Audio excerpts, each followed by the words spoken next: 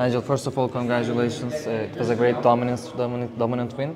After the first game, you said that basketball gods punished you for not giving your 100. Was today the reward? That's not what I said. What I said was the basketball gods punished me for hesitating.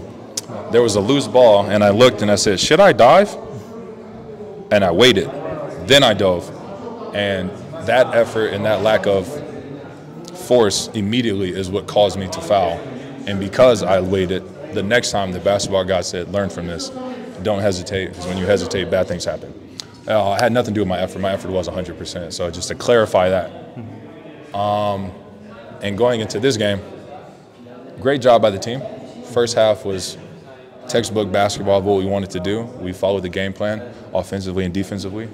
And the score resulted in that. Third quarter, fell victim to success. The hardest thing in life to do is to do the right thing and to do it consistently.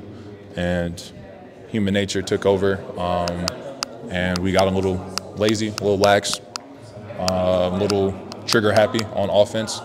And we assumed and thought the game would be over and that they would quit. They're definitely not a team that's going to quit. And had a little harder third quarter than we needed to be, especially with how we performed in the first half. All in all, we finished the game, so we can watch film and go, first half, this is what we need to do. Third quarter, do not do this, and take that game plan, take that result, take what we learned, and apply that to game 3. I mean, you already said that they won't quit. How do you think that they will respond in Paris, and what do you think about that you should do to make the Final Four in Paris and not bring the back series here? The only way to respond is to match their level of desperation and their level of desire to win. No team wants to lose, obviously. No team even more wants to be eliminated 3-0. So we need to go in there, as I've been saying, the first 2 games. In the playoffs, it's the best of 5. And all you have is each game is a season. Each game is the championship. Tuesday was a championship game, 40 minutes, work, look up at the end of the result. We won, okay, bravo. Today, championship, win or go home, do or die, 40 minutes, look up, okay, we won. Okay, now it's 2-0.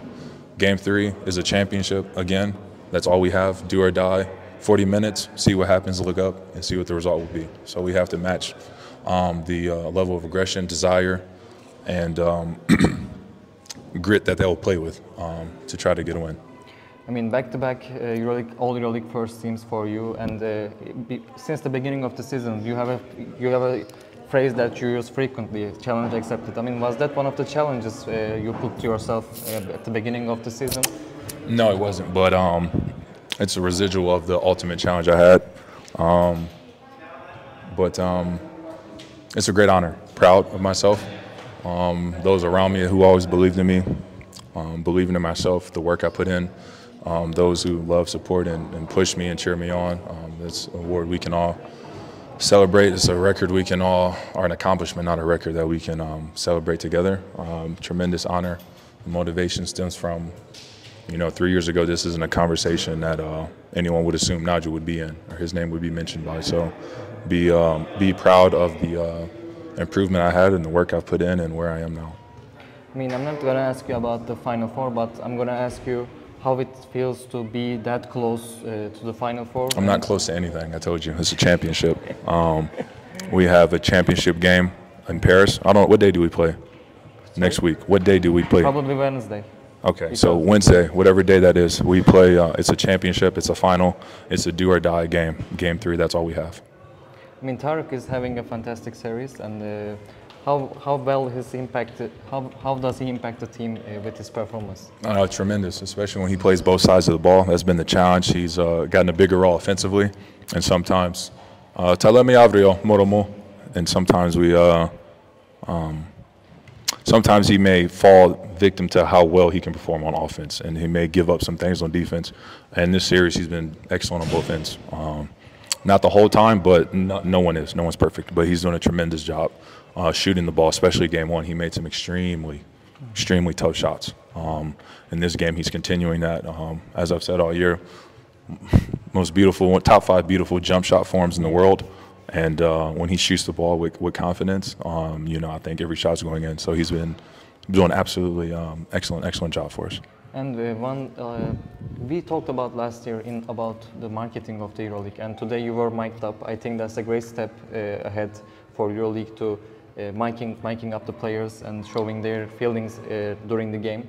How do you feel about that? How does being mic'd up feel in the field, in the court? Yeah, I don't even notice it, honestly. I have to test it out after shoot around, but during the game, like, I really forget that it's on. And where do they put it? It's on my left side. Left side. Yeah. Yeah, I don't even notice that it's on. But no, it's tremendous. As I've always said,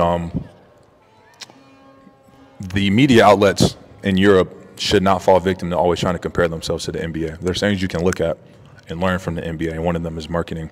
And the EuroLeague has done a much better job. I think people have been raving. The media outlets and EuroLeague itself have been talking about the views that have been reported from teams and from the EuroLeague as a whole.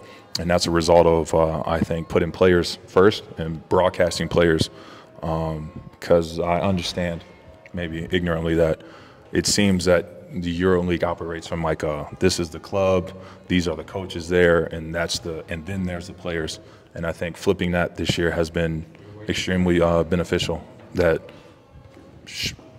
showing the players, broadcasting the players, because these fan bases are absolutely incredible. They will short of die for their clubs and their players, and that's the beauty of Europe. And I think that's what should be marketed, is how much these fans love the players. These are the players that are causing these fans to come to games. These are the players that the fans are coming and cheering. These are the players that when you broadcast and you show the environments at the arenas, when you show good shooters, John, when you show the crowd at Fener, when you show the crowds at the Serbian clubs, when you show the crowds in Greece, when you show the passion that these fans have, they're going to support the players. So show those players to the world and show them why these fans are going crazy, because there's a tremendous amount of talent on these teams in EuroLeague. Thank you so much. That was all. You're very welcome.